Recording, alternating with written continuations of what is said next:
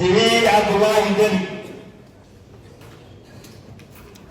سعيد عبد الله الدني. سعيد عبد الله الدني ayaa mar kale loo doortay madaxweynaha Puntland kadib markii uu 45 cod ka guuleystay Guuleed Saalax wareegii saddexaad ee doorashada. wareegii koowaadba Siciid Dani wuxuu helay codad 30 ka badan taasi oo rajadiisa sii xoojisay.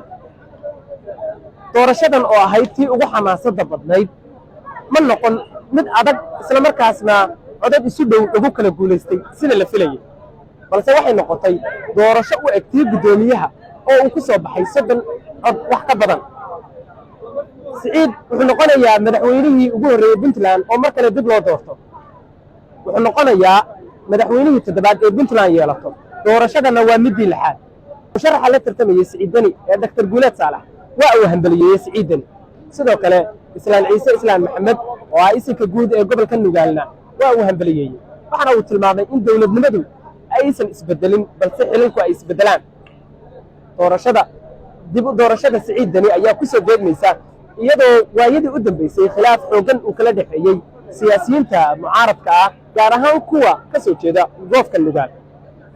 waxaa la eegi doonaa sida looga falceliyo doorashadiisa maadaama Puntland iyo xidhiidhka ay la leedahay federaalka uusan ahayn mid wanaagsan muddooyinkii u dambeeyay. haddaba si aan wax badan uga ogaano doorashadan waxaa igu soo biiray gudoomiyaha bulshada reerka Puntland Cabdirasaaq Cabdiraxmaan oo ahaa korjoogtada maxalliga ee doorashadan. gudoomiye soo dhawow, maxay ka dhigan tahay dib u doorashada Siciid Dani? runtii waa guul iyo hambalyo waxaa gaar ahaan Dr. Guuleed Saalax Barre oo isaguna wareegii ugu dambeeyay madaxweynaha la yimid. reer Puntland waa guuleysteen sida musharaxiinta iyo madaxweynuhuba ay sheegeen iyo dhaqankii hadlay iyo culimmada intaba. waxaa loo gudbay waa shaqo, waxaa loo gudbay adeegid bulsho, waxaa loo gudbay wadajirka Puntland.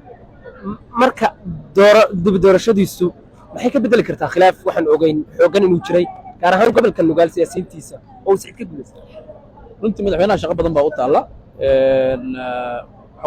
waxaan filayaa in madaxweynaha ajendihiisa iyo qorshihiisa iyo sida uu ballan qaaday maantaba inuu ka shaqaynayo midnimada Puntland, in uu tarxan bixinayo wixii khilaaf oo jira.